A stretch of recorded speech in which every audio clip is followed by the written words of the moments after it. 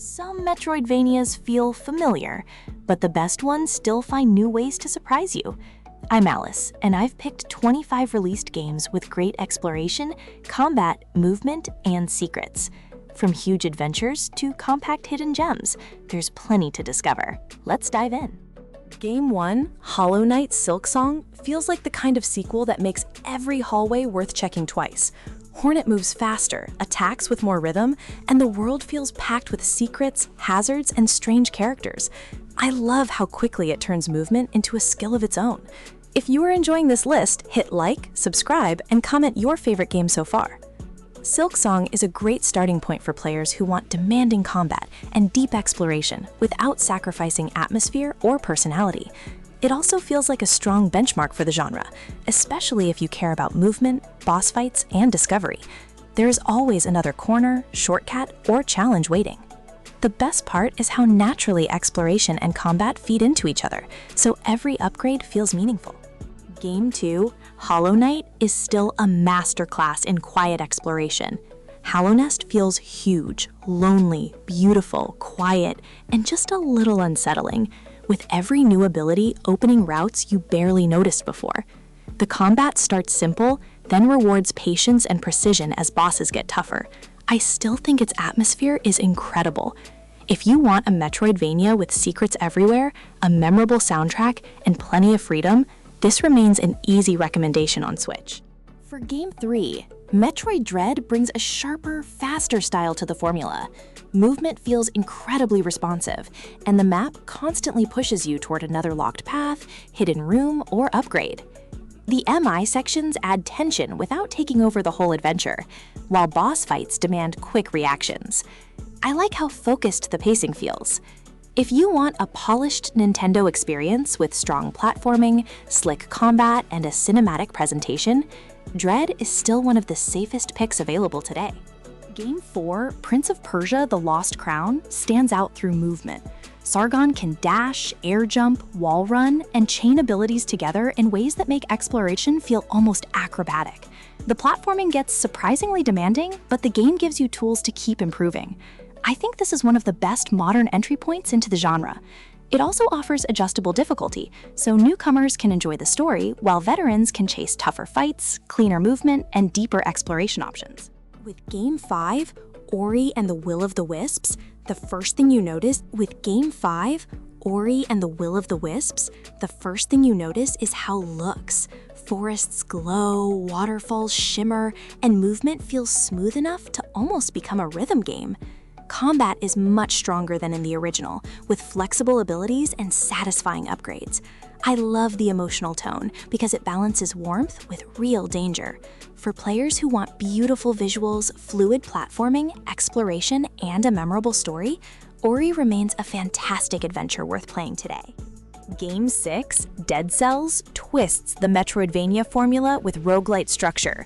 Each run gives you new weapons, mutations, routes, and reasons to experiment, while death sends you back stronger and wiser. Combat is fast, responsive, and brutally satisfying once your timing improves. I like how easy it is to play for 15 minutes or disappear into it for hours. If you want challenging action, replay value, build variety, and movement, Dead Cells is still an outstanding choice for many players. Game 7, Blasphemous 2, leans hard into grim atmosphere and heavy combat.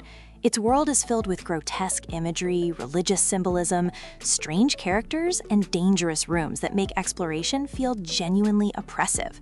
The sequel also gives you more flexible weapons and movement tools, making combat less rigid. I enjoy how committed the art direction is.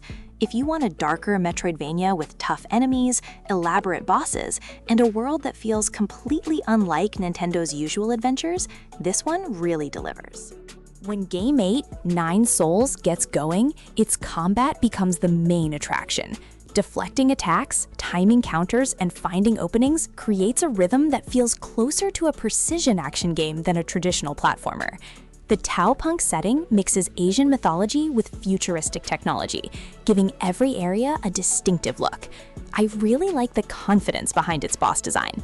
If you want challenging fights, hand-drawn visuals, strong storytelling, and Sekiro-inspired mechanics, Nine Souls deserves a spot on your Switch shortlist. Game 9, Animal Well, takes a quieter route. Instead of throwing endless enemies at you, it builds tension through darkness, strange creatures, environmental puzzles, and secrets hidden inside a dense maze. Items often have uses you don't understand at first, which makes experimentation feel rewarding.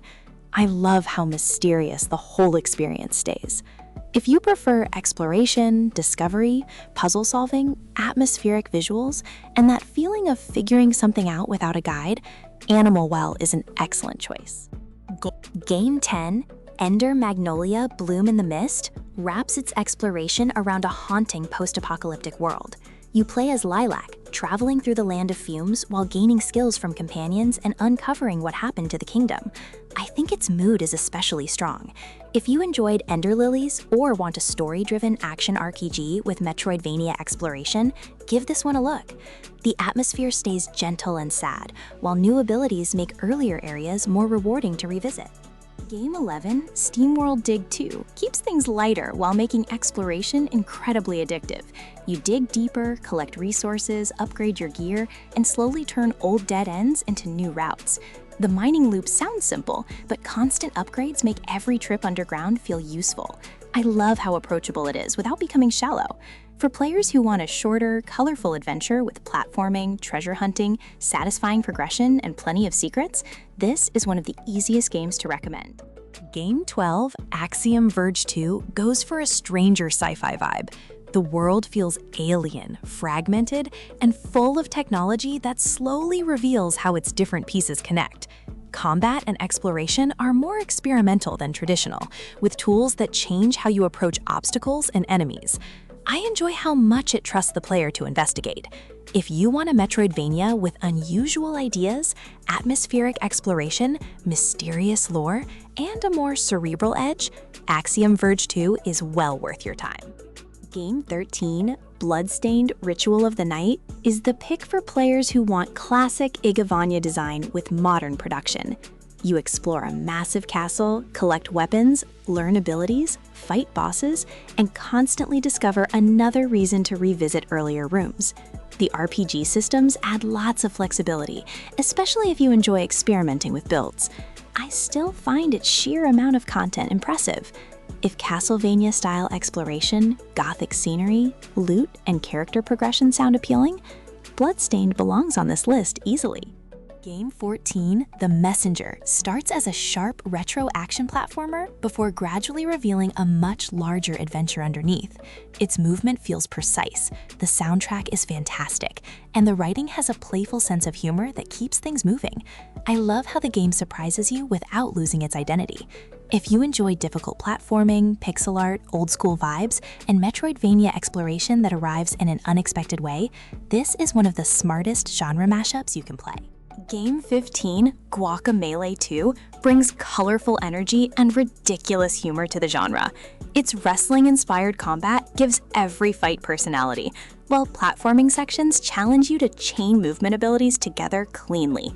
The world is bright, lively, and full of playful details that make backtracking feel fun instead of routine. I think the tone is a huge part of its charm. If you want co-op friendly action, vibrant visuals, goofy characters, and satisfying exploration, Guacamelee 2 is a great choice for players.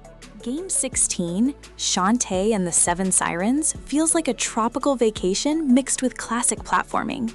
Shantae gains transformations and abilities that open new areas, while colorful environments keep the journey upbeat and easy to follow. The difficulty is friendlier than some darker Metroidvanias, making it an easy pick for newer players. I like how cheerful it feels from start to finish. If you want visuals, charming characters, accessible exploration, and a lighter adventure, this is a lovely Switch option. Game 17, GRIME, takes a heavier approach with strange creatures, brutal encounters, and an eerie world built around living materials. Its combat rewards timing, while the movement upgrades gradually turn previously dangerous spaces into routes you can control. The visuals are unsettling in a way that really sticks with you. I enjoy how physical every hit feels.